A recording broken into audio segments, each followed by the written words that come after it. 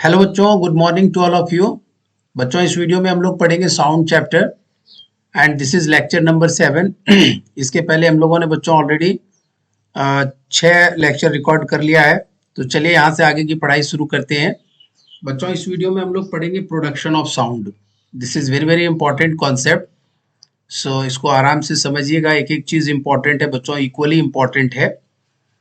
Sound is produced when an object vibrates or moves back and forth rapidly। बच्चों, sound कैसे produce होता है? Sound जो है जब कोई भी ऑब्जेक्ट बच्चों वाइब्रेट करे फॉरवर्ड डायरेक्शन में और बैकवर्ड डायरेक्शन में, अगर रैपिडली जो है वो वाइब्रेट करे तो that produces sound. Okay, in other words we can say sound is produced by vibrating objects. जब भी कोई ऑब्जेक्ट बच्चों वाइब्रेट करे then they produce sound. whenever we hear a sound then some material must be vibrating to produce that sound। जब भी हमें कोई भी आवाज सुनाई पड़े बच्चों, whenever we hear any sound then उस पॉइंट ऑफ टाइम पर ही एक बात जो हमारे दिमाग में आना चाहिए वह यह कि सब मटेरियल, कुछ मटेरियल है जो वाइब्रेट कर रहा है और जिसके कारण कि हमें साउंड सुनाई पड़ रहा है। ठीक है, अ vibrating object which produces sound has certain amount of energy which travels in the form of sound wave. अच्छा बच्चों, जो भी वाइब्रेटिंग ऑब्जेक्ट होगा जिसकी वजह से साउंड प्रोड्यूस होगा, they will have certain amount of energy and that energy will be travelling in the form of sound wave.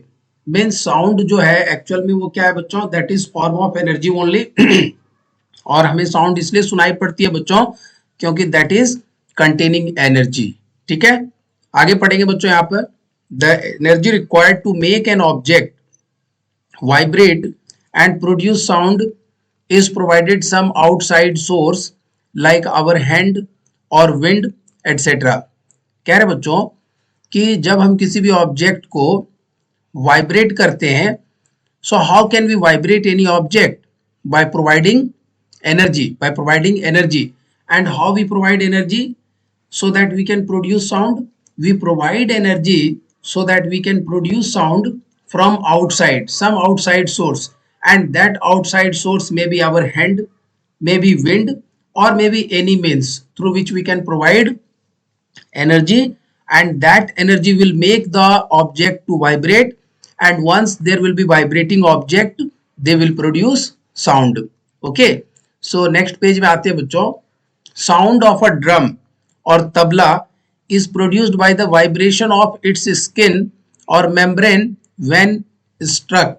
बच्चों, हमने तबले का या ड्रम का आवाज सुना है, वहां से आवाज जो प्रोड्यूस होता है, आपने देखा होगा ड्रम या तबले का जो ऊपरी लेयर होता है जिसको हम पीटते हैं बच्चों, ड्रम जिसको हम पीटते हैं, जिसको स्किन कहते हैं या आउटर मेम्ब्रेन कहते हैं, जब हम उसे पीटते हैं तो वो जो ऊपर वाला स्किन है वह वाइब्रेट करता है बच्चों, and when it vibrates it produce sound. ठीक है बच्चों, नेक्स्ट पॉइंट है the sound of a flute और बांसुरी is produced by the vibration of air enclosed in the flute tube. बच्चों, जब बांसुरी बजाते हैं तो बांसुरी बजाने के बाद हमें बहुत सुरीली और मधुर आवाज सुनाई पड़ती है, साउंड सुनाई पड़ती है। ऐसा इसलिए क्योंकि जो बांसुरी होती है उसके भीतर, उसके अंदर में जो है वो एयर इनक्लोज्ड हो जाता है and that air is continuously vibrating. और अगर मान लीजिए यह बांसुरी है बच्चों और इसके अंदर जो एयर ट्रैप्ड है, जब यह कंटिन्यूअसली वाइब्रेट करेगा this air particles they will produce sound. Next, sound of school bell is produced by the vibration of an iron or brass plate when it is hit by a hammer। बच्चों, आपने सरकारी स्कूलों में या private स्कूलों में देखा होगा जहां पर घंटी लगी होती है, स्कूल की जो बेल होती है उसमें एक होता है बिल्कुल जो है सर्कुलर सेक्शन का होता है बच्चों और थीन होता है, और एक होता है हैमर।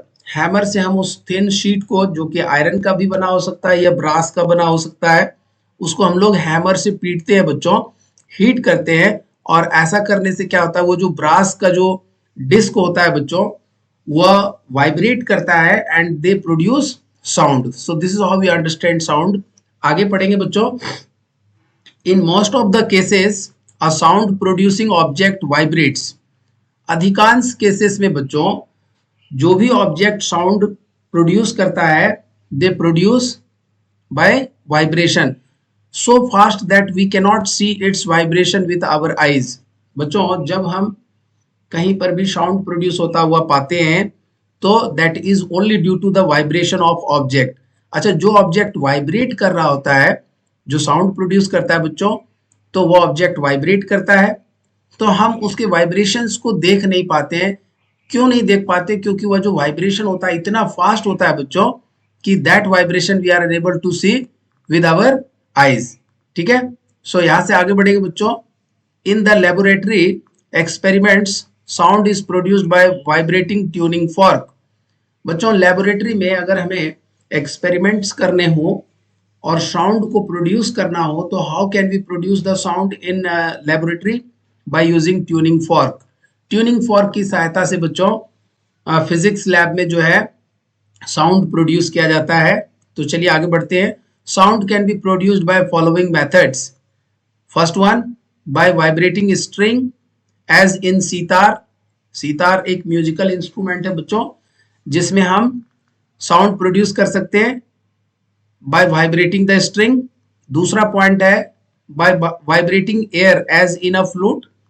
एयर को वाइब्रेट करा के भी हम साउंड प्रोड्यूस कर सकते हैं, जिसका उदाहरण हमें बांसुरी के केस में देखने को मिलता है। अगला है by vibrating membranes as in drum.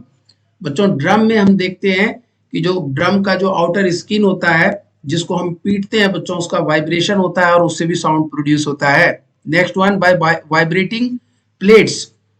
So by vibrating plates as in cymbals. Okay, so बच्चों यह जनरली आपने ऑब्जर्व किया होगा जहां पर भी भजन कीर्तन होता है, दो जो है वो ब्रास का प्लेट्स होता है बच्चों, उसको लोग आपस में जो है एक दूसरे के साथ क्या करते हैं, कंटिन्यूअसली जो है कोलाइड कराते हैं, टक्कर कराते हैं, दोनों को टक्कर मारते रहते हैं, जिसके वजह से क्या होता है, कंटिन्यूअसली साउंड प्रोड्यूस होता है बच्चों। ठीक है, so these are the several ways through which the sound can be produced. आगे बढ़ेंगे बच्चों। Sound wave in air consist of compressions and rarefactions of air. जैसा कि हम जानते हैं कि जब भी कोई भी वाइब्रेटिंग ऑब्जेक्ट साउंड प्रोड्यूस करेगा, एयर में साउंड प्रोड्यूस करेगा, तो जो साउंड प्रोड्यूस होता है बच्चों एयर में, वह किस फॉर्म में प्रोड्यूस होता है? That is produced in the form of compression. Air particles का कंप्रेशन होता है बच्चों और उसका रेरिफैक्शन होता है। नजदीक आ जाते हैं और दूर भी हो जाते हैं। We will not describe how sound waves are set up in air by vibrating body.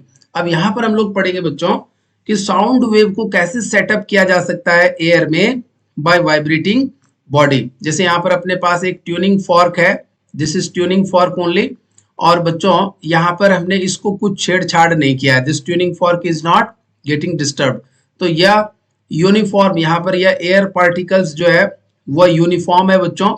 अब हमने क्या किया, जब इस ट्यूनिंग फॉर्क को बच्चों इलोंगेट होता है, जब यह इलोंगेट होगा, देखिए यहाँ पर सेपरेशन बढ़ गया, तो जैसे ही इलोंगेट होगा बच्चों, नियर बाय जो ट्यूनिंग फॉर्क है यहाँ पे कंप्रेशन प्रोड्यूस होगा, बाकी यूनिफॉर्म रहेगा यहाँ पर।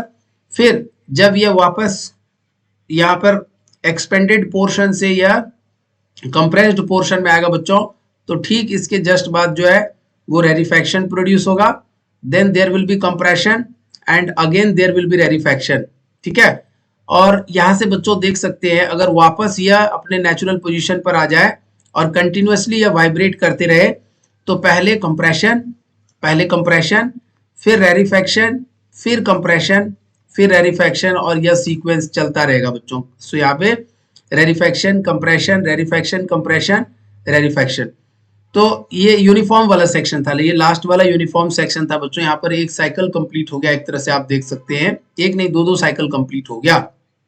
So what is the outcome of this diagram? बच्चों इस डायग्राम से हम लोग समझ रहे हैं कि जो ट्यूनिंग फॉर्क है, ट्यूनिंग फॉर्क को बच्चों जब हम ऑसिलेट कराएंगे, यहाँ पर जब इसको हम वाइब्रेट कराएंगे, when this tuning fork will vibrate, they will produce continuously compression and rarefaction, and that will be produced in the air, and that air will be containing that compression rarefaction, that is what called sound, and that propagates horizontally horizontal direction में propagate करता है बच्चों, और जिस direction में compression और rarefaction travel करता है उसी डायरेक्शन में साउंड की जो एनर्जी होती है बच्चों एक पॉइंट से दूसरे पॉइंट तक ट्रेवल करती है।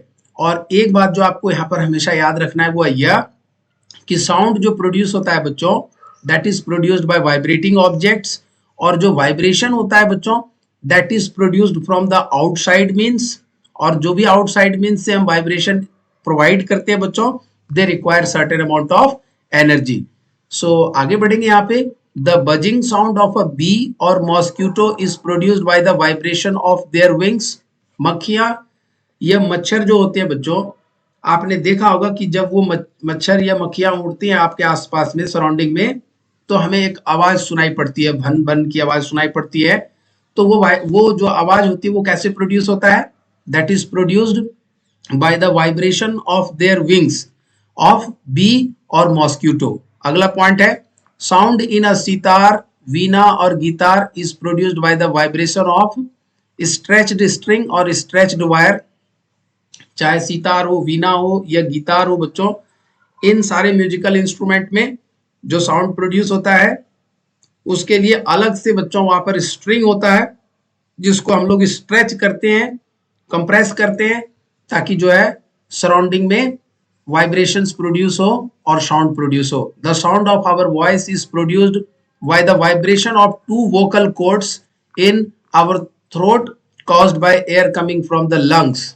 बच्चों हमारे जो वॉइस प्रोड्यूस होते हैं, हम लोग जो बोल पाते हैं, that we are able to speak और साउंड प्रोड्यूस कर पाते हैं ड्यू टू यहाँ पर लंग्स से हवा आती है बच्चों, और जो लंग्स से हवा आती है उसको कंप्रेस करते हैं, थ्रॉट में होता है बच्चों वोकल कॉर्ड्स, और वोकल कॉर्ड्स उस हवा को कंप्रेस करती है जिसकी वजह से क्या होता है बच्चों यहाँ पर वाइब्रेशन प्रोड्यूस होता है and that is what called sound.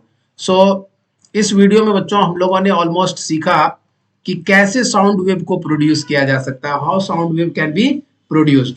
So these are the several ways through which we can produce the sound. ठीक है। सो अगले वीडियो में बच्चों यहाँ से आगे का कंटेंट कैरी करेंगे।